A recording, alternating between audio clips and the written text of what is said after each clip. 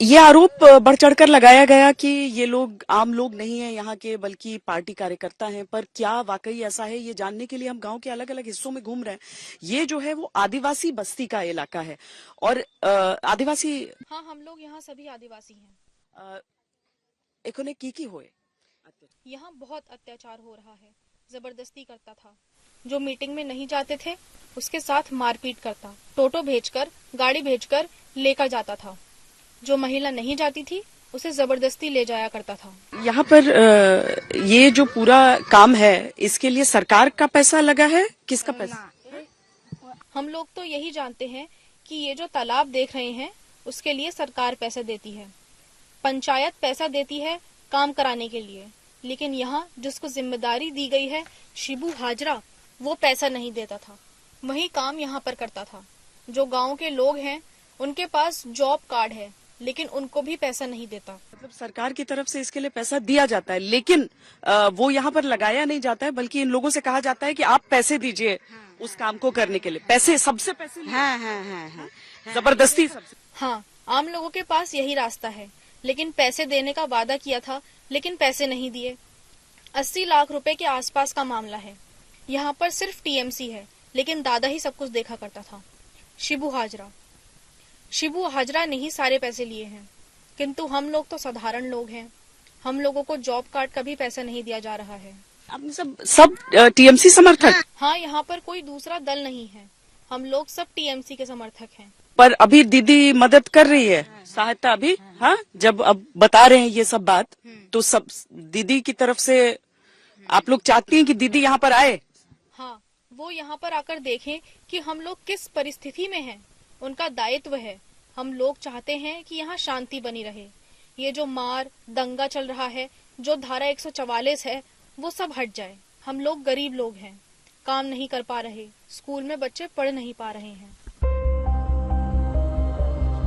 खौफ की स्थिति ये थी कि चेहरा ढका होने और कपड़ों से पहचान छुपाने के बाद भी महिलाएं शाहजहां शेख और उसके गुर्गों से आतंकित थीं।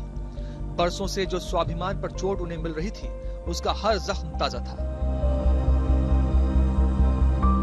हम जैसे जैसे संदेश खाली में आगे बढ़ते गए, हमें पीड़ित महिलाओं की लंबी कतार मिलती चली गई।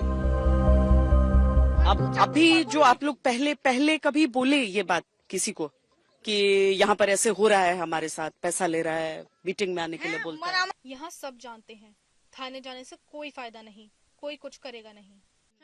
थाना मदद नहीं, थाना पुलिस कोई मदद नहीं करता। तो अभी आप लोग अपना चेहरा ढक के बोल रहे हैं, डर है? हाँ, डर है। डर तो लगता ही है। अभी शाहजहां शेख, शिबू हाजरा गिरफ्तार नहीं हुए हैं। अगर वो नहीं पकड़ा गया तो इलाका संदेश खाली जला दिया जाएगा। ये वैसे लोग जो कभी स्वीकार नहीं करेंगे कि कुछ गलत किया है।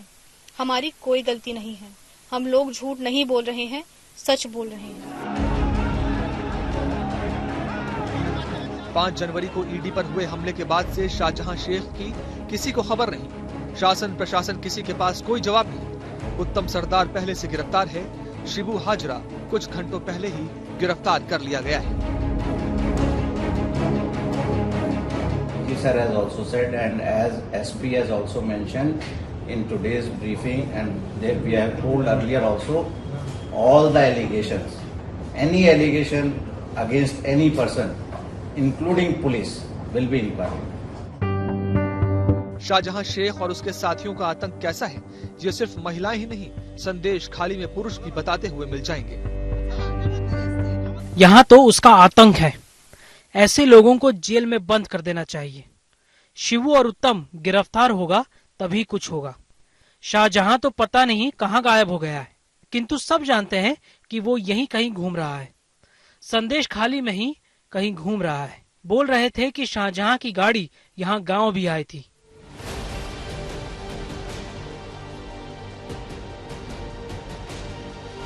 शाहजहां शेख का इतना भय है कि हमें एक भी महिला चेहरा दिखाकर बात करने के लिए तैयार नहीं है।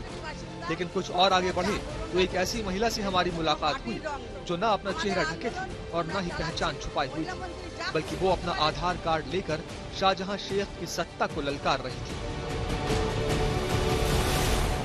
आधार कार्ड अपना लेकर आ गई हैं यही साबित करने के लिए। कह रही हैं कि मुझे नहीं डर है, लेकिन मुझे ऐसा नहीं कहा जा सकता। आप शुरू से यहीं पर रही हैं मेरा जन्म स्थान यही है। और सबकी लड़ाई आप अकेले लड़ रही हैं। सबने चेहरा ढका है, आपने कहा है कि ऐसे ही चेहरा ढक कर नहीं है, नहीं, खुलकर बोलना है। खुल के बोलना। हाँ हाँ हाँ। सत्ता पक्ष टीएमसी का आरोप है कि संदेश खाली का आक्रोश बीजेपी की साजिश है।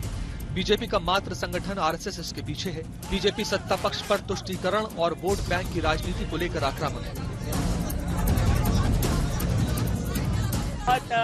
पश्चिम बंगाल के हालात बहुत आप लोग जानते हैं। हमारी टीम भी प्रधानमंत्री जी ने, नड्डा जी ने भेजी है, उनको भी वहां जाने नहीं दिया जाता है। जिस तरह का माहौल और मीडिया के माध्यम से भी दिखाई देता है कि महिलाओं के ऊपर जो अत्याचार होते हैं, एक महिला मुख्यमंत्री होने के नाते हमारी पहली जिम्मेदारी ये है उनकी कि उनको इस्तीफा दे देना चाहिए और वहाँ राष्ट्रपति शासन होना चाहिए।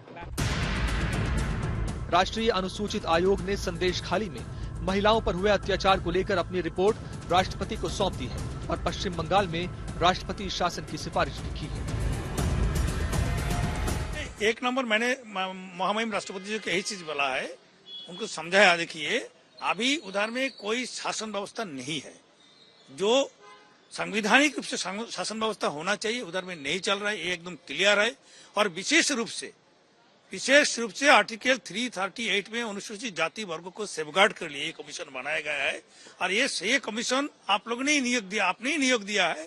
और हमारा दायित्व बनता है, कॉन्स्टिट्यूशनल मैंडेट है कि शासन को आपके पास रिपोर्ट देना है। और आर्टिकल 338 में किसी स्टेट गवर्नमेंट अनुसूचित जाति वर्गों को, लोगों को उनको सेव नहीं कर सकता है तो उसे सत्ता में रहने का कोई अधिकार नहीं है। हम लोग क्लियरली लिख के दिया है, president rules is mandatory now. कुल मिलाकर बीजेपी और टीएमसी के बीच संदेश खाली को लेकर खुली जंग चल रही है।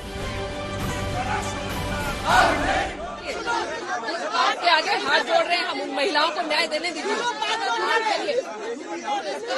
चलिए, हम भी न्याय के लिए आए हैं। आपको ये लगता है कि उन महिलाओं के साथ अत्याचार होने में कहीं आप लोग यहाँ की लोकल पुलिस भी मिली हुई तो नहीं है? कि लोकल पुलिस भी कहीं वहाँ की मिली हुई तो नहीं है? बिल्कुल, हम लोग जाना चाहते हैं, आप जाने दो। पुलिस जिस तरह से पुलिस रोक रही है, कोई राइट नहीं है।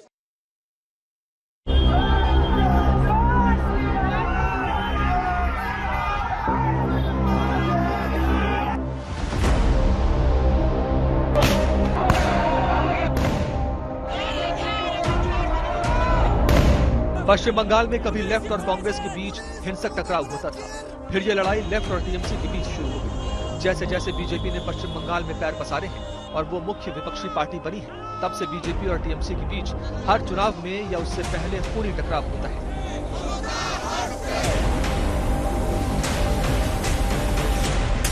दो 2019 के लोकसभा चुनावों में बीजेपी का आरोप था कि बीजेपी के 100 से अधिक कार्यकर्ताओं की हत्या कर दी गई।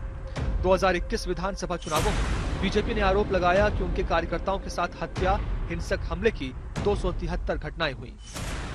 टीएमसी बीजेपी के आरोपों पर हमलावर रही। धीरे धीरे पश्चिम बंगाल की राजनीति में बदलाव आता रहा। 2014 में लोकसभा की सिर्फ 2 सीटें लाने वाली बीजेपी ने 2019 में 18 सीटें जीत ली। बीजेपी और टीएमसी के बीच लड़ाई का सबसे बड़ा मुद्दा तुष्टीकरण रहता है। शाहजहां शेख के मामले में भी बीजेपी का यही आरोप है। एक नजर आपको दिखाते हैं कि टीएमसी के साथ मुस्लिम वोटों का गणित क्या है। 2006 के विधानसभा चुनाव में टीएमसी को 22% मुस्लिम वोट मिले थे। 2011 के विधानसभा चुनाव में ये बढ़कर 35% हो गए। 2014 के लोकसभा चुनाव में ये 40% हो गया। 2016 के विधानसभा चुनाव में ये 51% पहुंच गया। 2019 के लोकसभा चुनाव में 70% मुस्लिम वोट टीएमसी को मिले। 2021 के विधानसभा चुनाव में इसने 79% का आंकड़ा छू लिया। अब 2024 का लोकसभा चुनाव सामने है तो एक बार फिर टीएमसी और बीजेपी आक्रामक रूप से एक दूसरे के आमने सामने। यहां अभी की स्थिति क्या हो सकती है, उसके लिए हम आपको इंडिया टुडे सी वोटर का हालिया सर्वे दिखाते हैं। सर्वे के अनुसार टीएमसी को 43.5% वोट मिल सकते हैं, जबकि एनडीए के खाते में 40% वोट आ सकते हैं। कांग्रेस के खाते में 9.2% वोट आ सकते हैं। अगर इन्हें सीटों में समझा जाए तो ममता बनर्जी को 22, बीजेपी को 19 और कांग्रेस को सिर्फ 1 सीट मिल सकती है। साफ है कि पश्चिम बंगाल में बीजेपी और टीएमसी के बीच ही सीधी टक्कर है।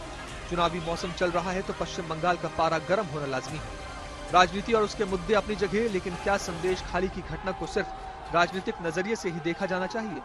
क्या महिला अस्मिता से जुड़े इतने गंभीर मसले पर राजनीति होनी चाहिए? संदेश खाली में हमने जो देखा और सुना वो डरावना था।